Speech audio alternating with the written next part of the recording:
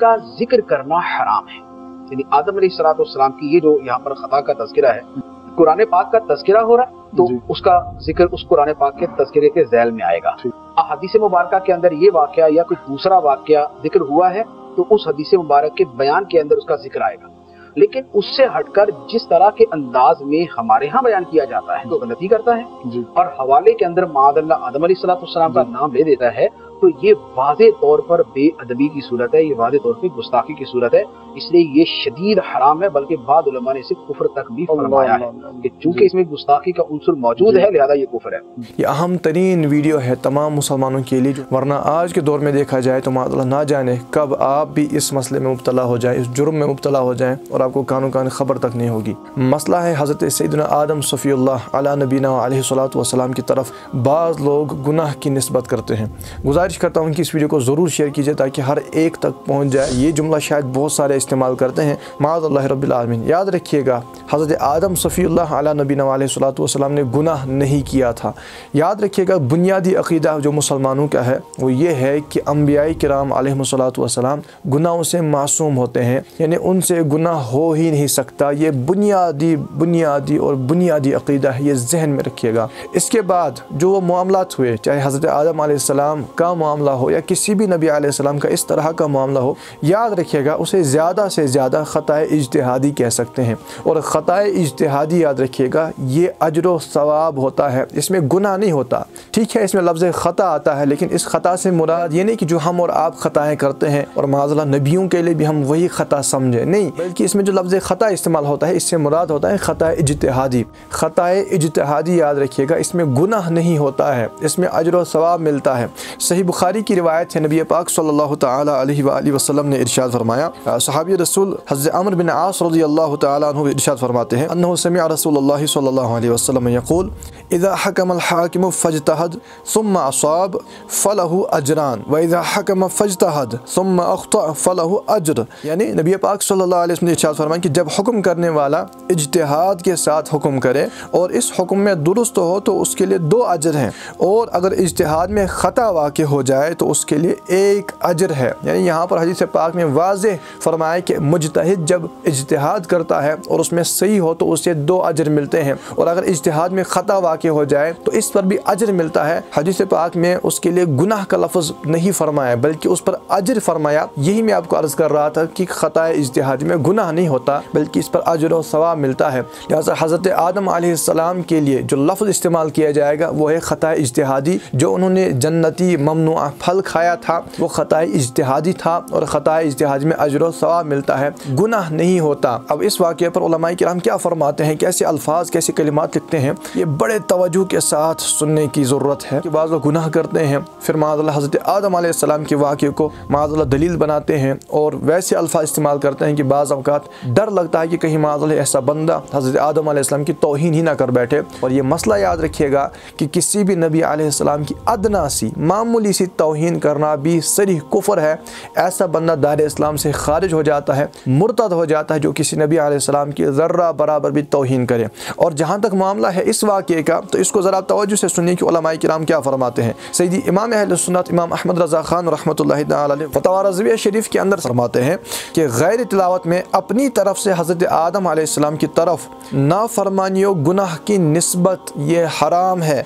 अइम्मा दीन ने इसकी तसरीह फरमाई, बल्कि एक जमात उलमाए किराम ने इसे कुफ्र बताया है। यानी कोई बंदा अपनी तरफ से ये कहे कि माअज़ल्लाह हज़रत आदम अलैहिस्सलाम ने नाफरमानी की माअज़ल्लाह, या अपनी तरफ से कहे कि हज़रत आदम अलैहिस्सलाम ने माअज़ल्लाह रब्बिल आलमीन गुनाह किया था, ये वाज़ेह सरी हराम है। बल्कि एक जमात उलमाए किराम ने इस बात को कुफ्र करार दिया है। यानी गैर तिलावत में गैर रिवायत हदीस मैंने जब आप तिलावत कर रहे हैं उसमें ये आ रहा है तो ठीक है, इसी तरह हदीस आप बयान कर रहे हैं तो उसमें ये आ रहा है। तो तिलावत कुरान और तिलावत हदीस के अलावा अगर कोई अपनी तरफ से इस तरह की बातें करता है तो उसे डर जाना चाहिए कि कहीं माअज़ल्लाह ये कुफ्र में ना पड़ जाए। ये खाली आला हज़रत रहमतुल्लाह ने नहीं लिखा बल्कि बड़े बड़े अकाबिर उलमाए किराम ने इस बात की तसरीह फरमाई है।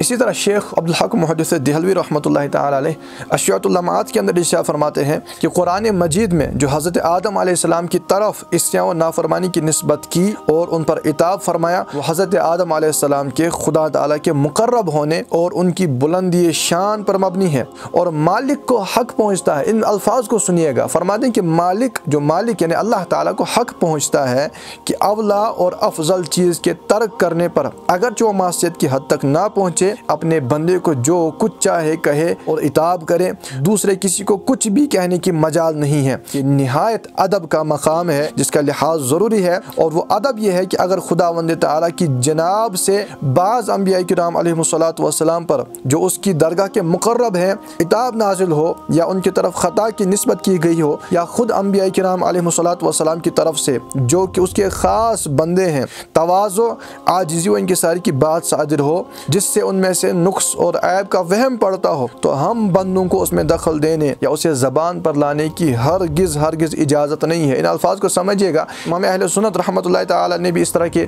अल्फाज लिखे हैं कि ये जो मामलात होते हैं कि अल्लाह ताला ने किसी नबी अलैहिस्सलाम से कुछ फरमाया, तो ये रब ताला की मर्जी है, वो मालिक है, उससे शाया है कि वो अपने बंदे को जैसे अल्फाज चाहे फरमाए, क्योंकि वो मालिक है। अगर कोई बंदा उन्हीं अल्फाज को सनद बनाता है, ये बंदा बेअदब करार पाएगा। इसकी मिसाल उलमा ने इस तरह लिखी है कि अगर मियाँ बीवी में झगड़ा हो रहा हो और मियाँ जो है ना शोहर अपनी बीवी को कुछ अल्फाज कहे, अहमक कहे, बेवकूफ़ कहे, और इनका बच्चा सुन रहा हो, क्या कल ये बच्चा यही अल्फाज सनद बना सकता है? कल अपनी माँ को ये अहमक और बेवकूफ़ के लफ्ज़ से इसे पुकार सकता है? फिर अगर यहाँ से ये कहे कि नहीं, मैंने तो अपने बाप को सुना था, वो मेरी माँ को कह रहा था कि ओ अहमक, ओ बेवकूफ़, तो इस बच्चे को कहा जाएगा कि ये उनका मामला है, तुम्हारे बाप को हक था कि वो इस तरह कहता, उनका मामला अलग है। अगर तुम कहते हो तो तुम बेअदब करार पाओगे। जब एक आम से घर का मामला ऐसा हो सकता है, तो फिर अल्लाह ताला की रीस करके माअज़ल्लाह अंबिया किराम अलैहिमुस्सलातु वस्सलाम के लिए गुनाह और नाफरमानी की निस्बत करे, ये उसके लिए बड़ा सख्त मामला होगा, क्योंकि अल्लाह ताला को हक है, वो मालिक है,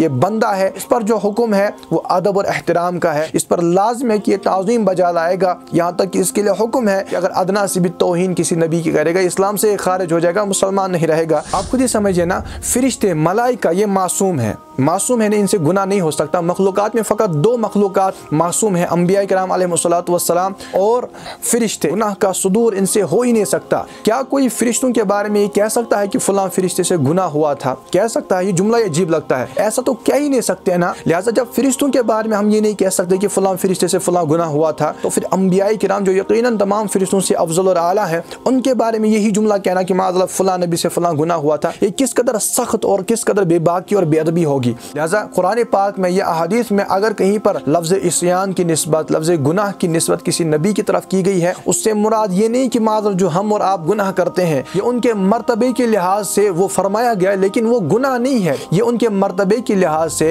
अफजल के तर्क पर या बेहतर काम के तर्क पर फरमाया गया। जैसे मिसाल के तौर पर ममनुआ जन्नती फल खाना, इसका खाना कोई गुनाह और हराम नहीं था, माज़अल्लाह हज़रत आदम अलैहिस्सलाम ने गुनाह नहीं किया, बल्कि एक अफजल का तर्क था, एक अवला का तर्क था, जो कि हकीकतन गुनाह नहीं होता, लेकिन चूंकि उनका मर्तबा ऊंचा है, वो अंबिया किराम अलैहिमुस्सलातु वस्सलाम का मर्तबा सबसे बड़ा होता है, लिहाजा उनके मर्तबे के लिहाज से फरमाया गया। जिस तरह एक मक़ूला है, हसनातुल अबरार सय्यिआतुल मुक़र्रबीन, यानी नेक लोगों की नेकियां ये मुक़र्रबीन के लिए खताओं का दर्जा रखती हैं। यानी हम और आपकी तो बात ही नहीं है। आप यूँ समझिए, जो हमारी नेकियां होती हैं, हम जिस अंदाज में नमाज पढ़ रहे होते हैं, हमारे ख्यालात कहाँ होते हैं, अगर मुक़र्रब बंदे इस तरह का फ़ेल करते हैं, वो इसे अजीम तरीन जुर्म समझते हैं। बल्कि हम गुनाहगारों की तो बात ही नहीं है, नेक लोगों की नेकियां भी जो मुक़र्रब हस्तियां होती हैं उनके लिए गोया ये खताओं का दर्जा रखती हैं, उनके लिए गोया सय्यात का दर्जा रखती हैं। लिहाजा हकीकत में वो गुनाह नहीं होता, लेकिन उनके मर्तबे के एतबार से इस तरह के अल्फाज फरमा दिए जाते हैं, बल्कि उनकी खताएं इज्तिहादी तो हमारी बड़ी बड़ी नेकियों से अफजल हुआ करती हैं। उनका मर्तबा ऊंचा होता है कि वो अफजल का तर्क भी नहीं करते, मुस्तहब का, अवला का तर्क भी नहीं करते, अगर करते हैं तो वो उसे भी अपने लिए अजीम जुर्म समझते हैं। इसी तरह बाज़ अंबिया किराम अलैहिमुस्सलातु वस्सलाम ने अपने लिए वो अल्फाज कहे, जैसे सैयदना यूनुस अलैहिस्सलाम ने अपने आप को जालिम कहा, माअज़ल्लाह, यानी ये कहा ला इलाहा इल्ला अंत सुब्हानका इन्नी कुन्तु मिनज़ ज़ालिमीन। हालांकि हम जानते हैं कि कोई नबी जालिम नहीं है, लेकिन उन्होंने तवाज़ु की, उन्होंने आजिज़ी की रब ताला की बारगाह में, उन्होंने कहा ये उनका मामला है। कोई बंदा इसको दलील बनाकर ये नहीं कह सकता कि माअज़ल्लाह हज़रत यूनुस अलैहिस्सलाम या हज़रत आदम अलैहिस्सलाम जालिम थे, माअज़ल्लाह रब्बिल आलमीन। इस तरह का अगर कोई कहेगा वो दायरे इस्लाम से खारिज होकर काफिर और मुर्तद हो जाएगा, क्योंकि उन्होंने कहा, उन्होंने अपने रब की बारगाह में आजिज़ी की, की, कोई इन्हीं कलिमात को सनद नहीं बना सकता। आम तौर पर भी अगर हम देखेंगे तो कोई बंदा अगर नेक हो, परहेजगार हो, वो अगर कहे कि मैं खताकार हूँ, गुनाहगार हूँ, बदकार हूँ, क्या दूसरे दिन उसको उन्हीं अल्फाज से याद किया जाएगा कि फलां खताकार, फलां बदकार? जब इसको कहा जाए कि अरे अब क्या कह रहे हो, क्या ये कह सकता है कि मैंने तो खुद इनके अल्फाज सुने थे, तो खुद अपने आप को गुनाहगार कह रहे थे, तो मैंने कौन सी खता की? लिहाजा ये सारा मामला जो मैं आपको पेश कर रहा हूँ ये अदब और एहतराम और निहायत ही एहतियात का है। इसी तरह हबीबुल फतावा के अंदर इस बात को बयान फरमाया गया। इरशाद फरमाते हैं कि जब अकीदा के मसले में ये तय है कि हज़रात अंबिया किराम अलैहिस्सलातु वस्सलाम मासूम है, यानी उनसे गुनाह हो ही नहीं सकता, तो उनकी तरफ जहाँ कहीं निस्बत मासियत और गुनाह का लफ्ज़ मिलेगा, यानी कहीं पर भी अगर गुनाह का लफ्ज़ यानी किसी रिवायत में या कुरान पाक की आयत में कहीं पर उनकी तरफ लफ्ज़ गुनाह की या मासियत की निस्बत की गई होगी, फरमाते हैं उसकी मुनासिब तावील और तौजीह की जाएगी। अल्लामा बदरुद्दीन आइनी रहमतुल्लाहि तआला अलैह ने उम्दतुल कारी शरह सहीह बुखारी के अंदर इरशाद फरमाया, उसमें तावील लिखी कि उनके मनसब आली के लिहाज से उनके तर्क औला को गुनाह फरमाया गया। जैसे मैं अभी आपको अर्ज कर रहा कि तर्क औला का मतलब होता है बेहतर के खिलाफ करना, वो गुनाह नहीं होता, लेकिन उनके मनसब आली अजीम मनसब की वजह से उसे गुनाह फरमाया गया। बकायदा यानी कायदा, कौन सा कायदा? हसनातुल अबरार सय्यातुल मुकर्रबीन, यानी अबरार यानी नेकों के हसनात, उनकी नेकियां ये मुकर्रबीन के लिए सय्यात का दर्जा रखती हैं। लिहाजा हम पर लाजिम है कि अगर हम कोई गुनाह कर बैठे, हम ये तावीलें पेश ना किया करें कि हज़रत आदम अलैहिस्सलाम से गुनाह हुआ था, बल्कि जिसने भी इस तरह के कलिमात कहे उस पर लाजिम है कि वो तौबा करे, अल्लाह ताला से माफ़ी मांगे, क्योंकि इस तरह के कलिमात को जमात उलमाए किराम ने कुफ्र करार दिया है और इनके हराम होने में कोई शुबा नहीं है। और यहाँ पर एक चीज़ मजीद अर्ज कर दूँ, बाज़ लोग होते हैं जो बेबाक टाइप के होते हैं, वो ये भी कहते हैं कि माअज़ल्लाह हज़रत इज़राइल अलैहिस्सलाम से गलती हो गई, रूह फलां की निकालनी थी, फलां की रूह निकाल दी, ये भी कुफ्र है। इस तरह नहीं कह सकते। हज़रत इज़राइल अलैहिस्सलाम से गलती नहीं हो सकती रूह निकालने में। बाज़ लोग हज़रत जिब्रील अलैहिस्सलाम की तरफ मंसूब कर दें कि वही किसी और की तरफ लेके जानी थी, माअज़ल्लाह हुज़ूर अलैहिस्सलाम तक वही पहुँचाई, ये भी कुफ्रिया बात है, क्योंकि फरिश्तों से भी गुनाह नहीं हो सकता, अंबिया किराम से भी गुनाह नहीं हो सकता। और याद रखिएगा, गुनाह जो करे ना वो मज़म्मत का हकदार होता है, लेकिन अंबिया किराम अलैहिस्सलातु वस्सलाम माअज़ल्लाह मज़म्मत के हकदार नहीं, वो तो तारीफ़ के, ताज़ीम के लायक हस्तियाँ हैं और अफजल तरीन हस्तियाँ हैं। हरगिज़ उनकी तरफ गुनाह की निस्बत नहीं कर सकते। लिहाजा हम क्या अल्फाज कह सकते हैं कि हज़रत आदम अलैहिस्सलाम से लग़ज़िश वाक़ हुई, इसी तरह से ख़ता इज्तिहादी वाक़ हुई, हरगिज़ गुनाह का लफ्ज़ इस्तेमाल नहीं कर सकते हैं। इसी तरह बहार शरीयत जिल्द अव्वल में अकायद के बाब में अंबिया किराम अलैहिस्सलाम के बारे में जहाँ पे अकायद हैं, वहाँ पर आखिर में सदर शरिया रहमतुल्लाह अलैह जामे बात इरशाद फरमाते हैं कि अंबिया किराम अलैहिस्सलातु वस्सलाम से जो लग़ज़िशें वाक़ हुई उनका जिक्र करना तिलावत कुरान और रिवायत हदीस के सिवा हराम और सख्त हराम है, और उनको उन सरकारों में लब कुशाई की क्या मजाल। मौला अज़्ज़ व जल उनका मालिक है, जिस महल पर जिस तरह चाहे ताबीर फरमाए, वो उसके प्यारे बंदे हैं, अपने रब के लिए जिस कदर चाहे तवाज़ु फरमाए। दूसरा उन कलिमात को सनद नहीं बना सकता और ख़ुद उनका इतलाक़ करे, यानी इस तरह के अल्फाज कोई आम बंदा कहना शुरू कर दे तो मरदूद बारगाह हो। फिर उनके ये अफ़आल जिनको लग़ज़िश से ताबीर किया जाता है, याद रखिएगा, जिनको हम कहते हैं ना कि फ़लाँ नबी से लग़ज़िश, हज़रत आदम अलैहिस्सलाम से लग़ज़िश वाक़ा हुई, याद रखिएगा, फरमाते हैं कि हज़ारा हिकम मसाले पर मबनी होते हैं,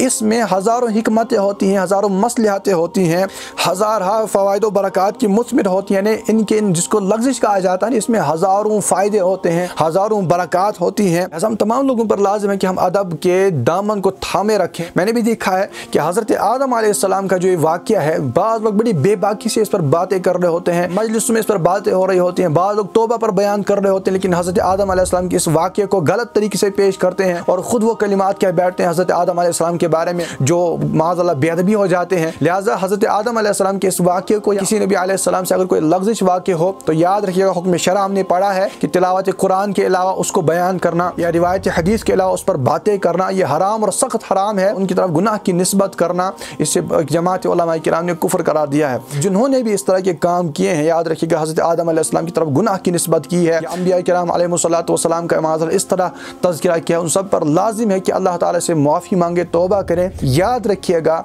बाअदब बानसीब और बेअदब बेनसीब, माज़अल्लाह उन सरकारों की जनाब में मामूली सी भी बेअदबी बुरे खात्मे का सबब बन सकती है। वहाँ पर बेअदबी की कोई गुंजाइश नहीं है। आपको हज़रत आदम अलैहिस्सलाम की तौबा का वाक़या बयान करना है, अब ज़रूर कीजिए, लेकिन उसी तरह जिस तरह उलमाए किराम ने समझाया और सिखाया कि हज़रत आदम अलैहिस्सलाम की तौबा मकबूल हुई, इतने अरसे आंसू बहाए, अल्लाह ताला की बारगाह में इल्तिजाएं पेश की, लेकिन गुनाह का कौल आप नहीं कर सकते। बल्कि आपको तो ये कहना चाहिए, हज़रत आदम अलैहिस्सलाम ने सालों साल उस एक काम पर आंसू बहाए जो कि गुनाह भी नहीं था, बल्कि उनके एतबार से ठीक है अफजल का तर्क था, लेकिन गुनाह नहीं था। और हम आम बंदों मुसलमानों का हाल आप देख लो कि गुनाह पे गुनाह करते हैं, लेकिन माज़अल्लाह हमारी आंखों से आंसू का एक कतरा भी नहीं गिरता। इस अंदाज में अदब के साथ बयान करते तो कुछ और बात होती।